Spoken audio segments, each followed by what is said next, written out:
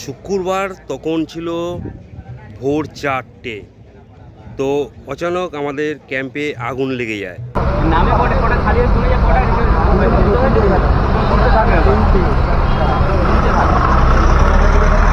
বাবা না থাকলে এই সমস্ত টাপুর জায়গায় কে চিনত?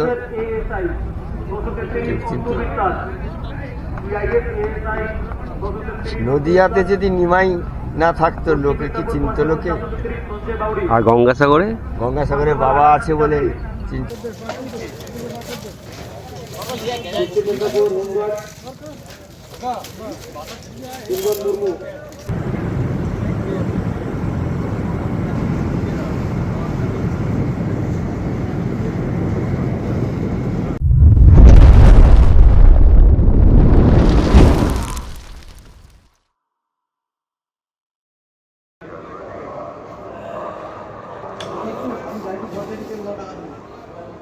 বন্ধুরা, আমরা এখন আছি এলসিটি মানে এখানে হচ্ছে বড় বড় গাড়ি পুরো আন্ডারগ্রাউন্ড ভেতরে ঢুকে যায়।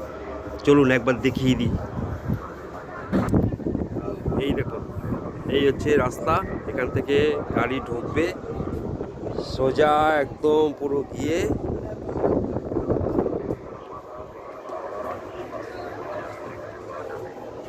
ভেতরে। দেখুন বিশাল জায়গা।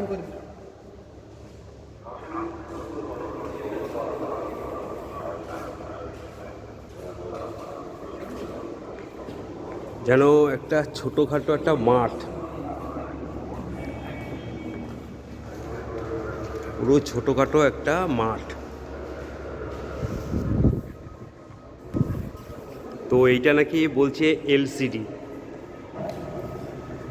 আর বাইরে থেকে দৃশ্য চলুন দেখাচ্ছি। বাইরে থেকে ঠিক এইরকম।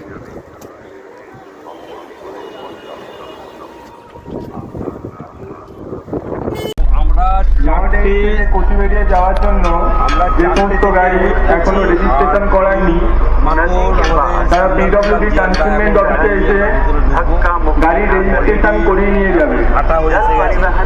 রেজিস্ট্রেশন স্লিপ এবং স্টিকার ছাড়া আমাদের গাড়িতে প্রবেশ করবেন না। গাড়ি আমাদের আর এখান থেকে আমরা যাবো কচুবেড়িয়া। আমরা সব কিছু। এই হচ্ছে বাইরের দৃশ্য। গাড়ি একটা বড় একটা ঢুকছে ভেতরে, এই একটা দাঁড়িয়ে আছে আর ওই একটা দাঁড়িয়ে আছে। ওটা হচ্ছে সব থেকে বড় অ্যাসেট, আর এইটা হচ্ছে ছোট। তাও বলতে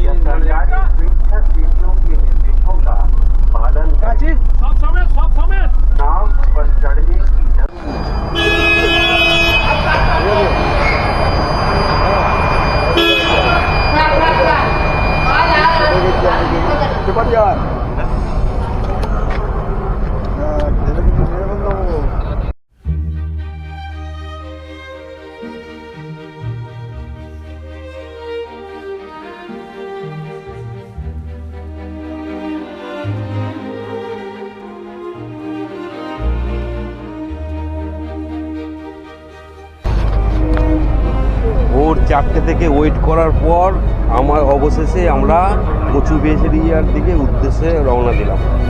কচুবেড়িয়া, তো এখান থেকে গঙ্গাসাগর হচ্ছে 32 কিলোমিটার।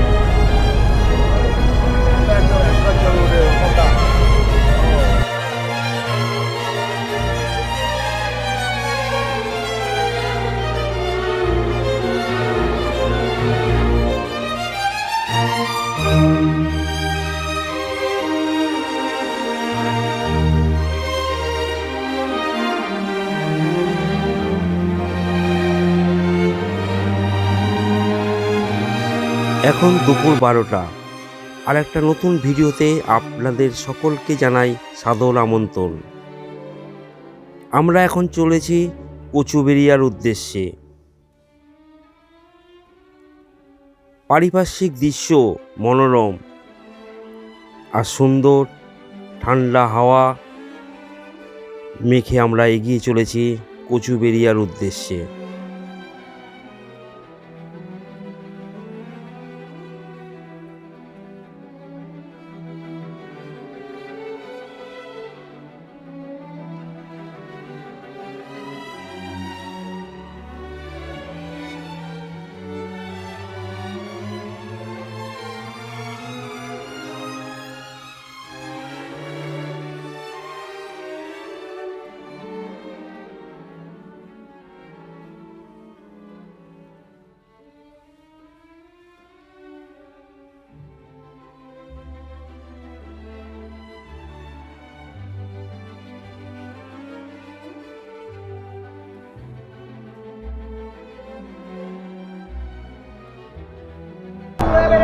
আমরা এখন চলে এসেছি কচুবেড়িয়া। এই হচ্ছে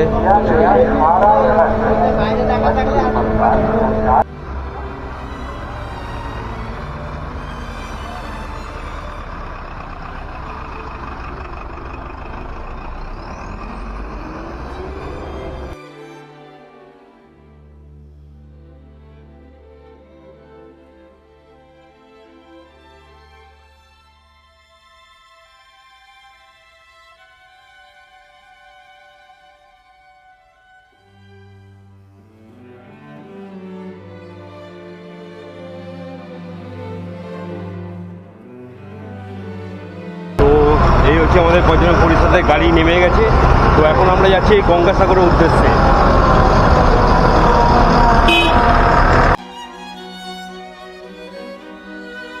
রাস্তাটা দেখেছেন কত সুন্দর, পরিষ্কার ছিমছম রাস্তা, কোনো কথা হবে না রাস্তার সম্বন্ধে।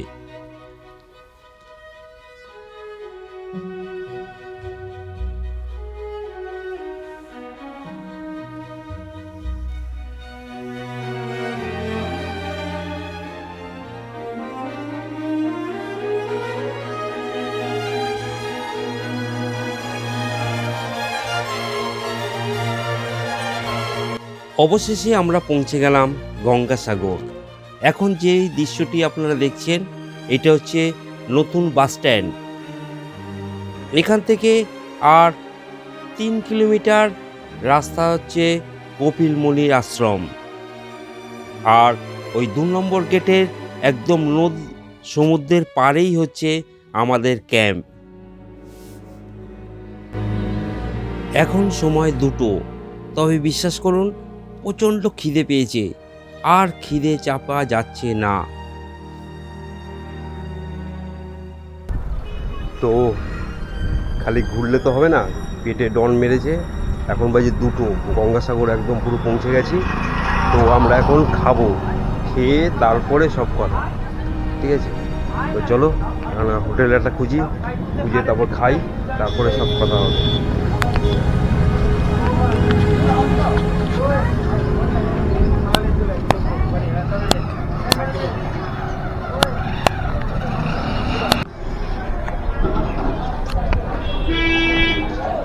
তো হোটেল রাজেশ্বরীতে আমরা খেলাম। তো নিরামিষ ভাত 60 টাকা নিল। আর ঠিক এই হচ্ছে রোডটা গেছে এইদিকে, এই রোডটা গেছে, এটা হচ্ছে গঙ্গা মানে একদম কপিলমুনি আশ্রম। তো ঠিক এই 3 রাস্তা মোড়েই এই হচ্ছে হেবি সুন্দর টেস্টি খাওয়া, 60 টাকা প্লেট, যাচাই মানে কি মিল এটা। তো এই ছিল, খেয়ে শান্তি হলো।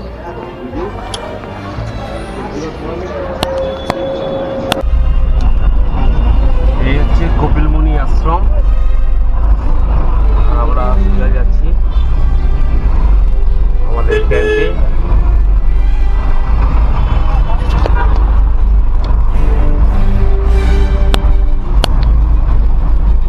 শুক্রবার তখন ছিল ভোর 4টে।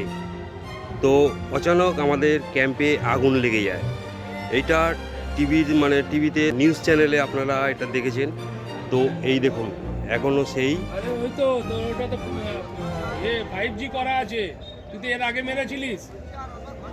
এখনো তার চিহ্ন এখনো পর্যন্ত আছে। তো এখনো আমাদের ক্যাম্পে রেডি হয়নি, এই সব অবস্থা হয়ে আছে। উপরে দেখছেন ক্যাম্প এখনো রেডি হয়নি, রেডি হচ্ছে, আমরা চলে এসেছি। তো জানি না কখন রেডি হবে। যে সমস্ত সাগরের প্রাণকেন্দ্র হচ্ছে এই জায়গাটা। এই তো আবার নতুন করে তো সব লাগাতে হচ্ছে, তাই তো? নতুন করে ঘরটা হচ্ছে, এই যে যন্ত্রগুলো এইটা আচ্ছা, যখন পুড়ে গেছিল তখন কি আপনি ছিলেন? আমাদের বাড়ি পাশাপাশি বাড়ি। তখন 4:30টার সময় তো আগুনটা লেগে 4:30টার সময় বলছে কারেন্ট থেকে লেগেছে, কেউ বলছে না কারেন্ট থেকে, ও চেয়ার খেয়েছে ফেলেছে, এরকম ধরনের। কেউ কার কথা এখন ঠিক আছে। হ্যাঁ, আমি তো সেইটাই ভাবছি যে আমরা তো আমাদের ঘরটা তো এইটা, এইখানটায় আমরা শুই। মানে শোয়ার প্ল্যান ছিল, কিন্তু এইটা যে পুড়ে গেছে মানে কত লোক বেঁচে গেছে সেটা ভাবুন। লোকগুলো বেরিয়ে গেছে, ওই সমস্ত দরবার বেড়াগুলোকে লাতকুলা মেরে ফেলে দিয়ে চিড়ে মোটামুটি বেরিয়ে গেছে। জাহানটা মানে কেউ পোশাক নিতে পারেনি, কেউ কোনো আহত হয়নি না? পোশাক নিতে পারেনি, পোশাকগুলো সব পুড়ে গেছে।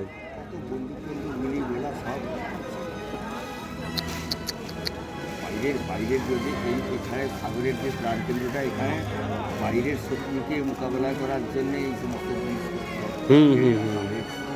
আজকের আমাদের জীবন তো হাতে হাতে। হ্যাঁ, সরকার এখানে মজবুত করেছে বলে তো আজকে সমস্ত এত বড় একটা মেলা। হ্যাঁ, এটা তো ঠিক 100 বার। ক্ষতিটা খুব মারাত্মক হয়েছে। যাই হোক, প্রাণে বেঁচে গেছে এইটাই মানুষগুলো অনেক, তাই তো? হ্যাঁ।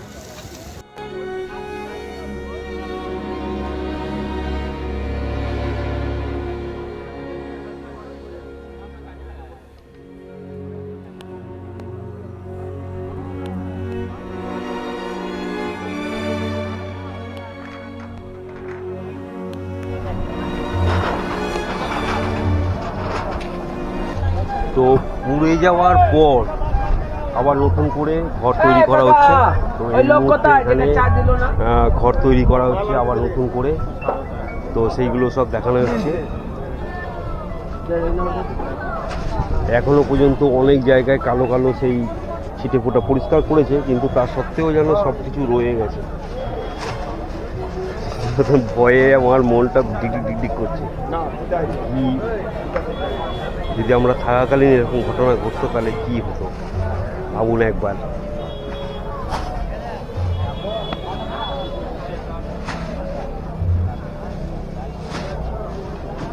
মানে যুদ্ধকালীন তৎপরতায় আবার নতুন করে ক্যাম্প সেজে উঠেছে। আচ্ছা, আমরা তো এই ঘরটায় শুতাম, তো আমাদের থাকাকালীন যদি এরকম ঘটনা ঘটতো তাহলে কি হতো? মরে যেতাম না? ওই হতো, মরে যেতাম। হাসি পাচ্ছে, এটা সিরিয়াস ভাবো। এত ঘর ছিল এখানে, এই ঘর জ্বললো না। এই ঘর কেন জ্বলেছে? প্রজন্ম পরিচ্ছদ নাম আছে, জ্বলেছে কেন? জ্বলেছে কেন?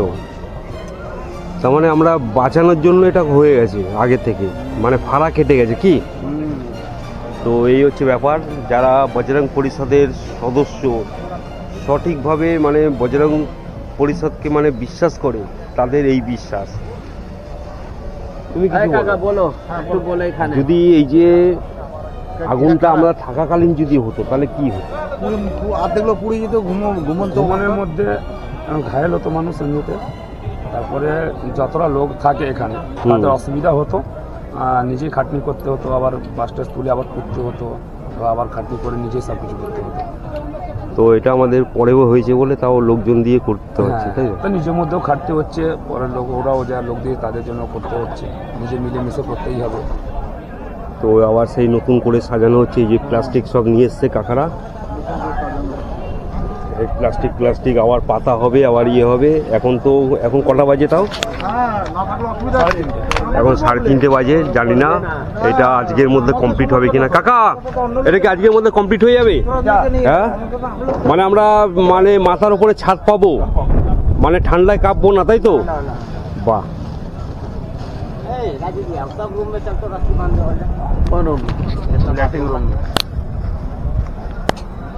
তো বাড়িতে কে কে আছে? আমার বাড়িতে আমার স্ত্রী আছে, আমার বৌমা আছে, আমার ছেলে আছে। ছেলেরা বাইরে চাকরি করে।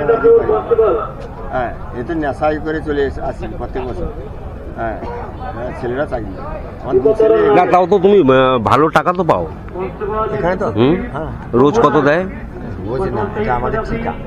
আচ্ছা, যেমন খাটবে তেমন পয়সা। এই যে আমরা বসে গেছি, এটা বসার সময় না, আমাদের ঠিকা।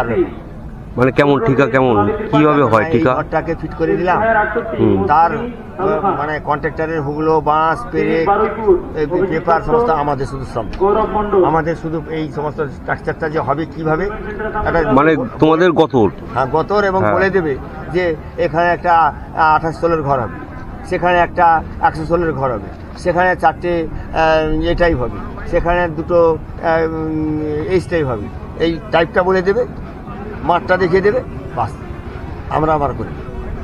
ব্যাস, এবার এই ঘরটা করতে কত পয়সা নেবে?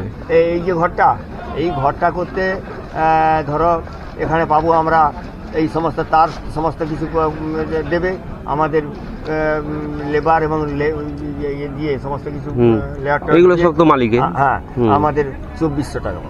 2400 টাকা হ্যাঁ, সমস্ত খড় খলপা টলপা দিয়ে ফাট করলে 2400 টাকা আমরা মানে কমপ্লিট করে দিই। 2400 টাকা। তাও দিনে কটা করতে পারো? একটা এইরকম 6টা, শুধু একা না, তো 10 জনের মোটামুটি তাও ভালো ইনকাম হয় বাবার আশীর্বাদে। বাবার আছে, বাবা না থাকলে এই সমস্ত টাপুর জায়গায় কে চিনত?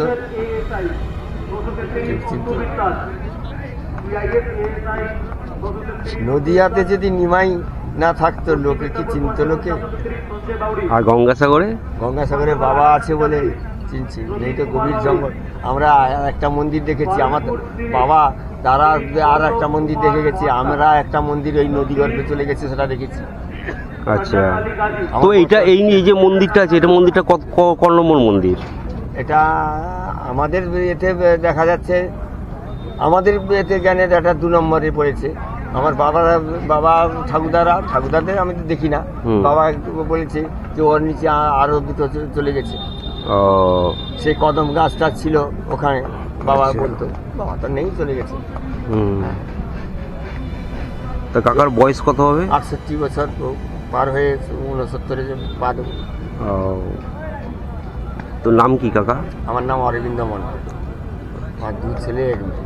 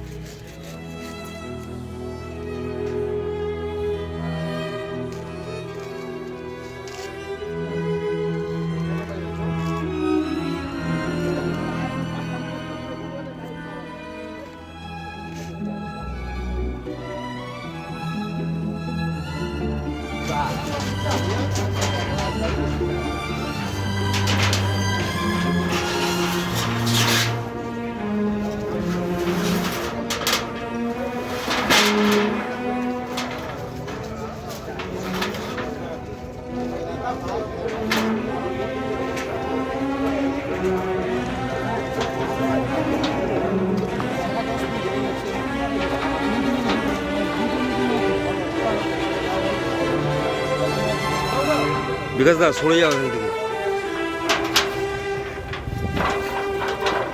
একটা তার মানে স্লিপ করে আসলে একদম পুরো অবস্থা খারাপ হয়ে যাবে।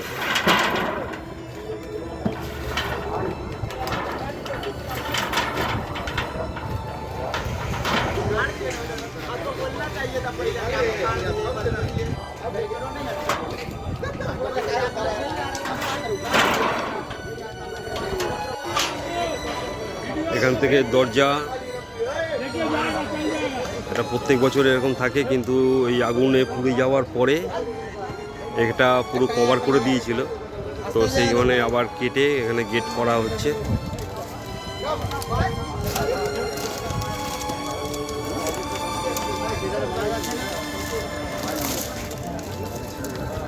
বাহ, গেট হয়ে গেল।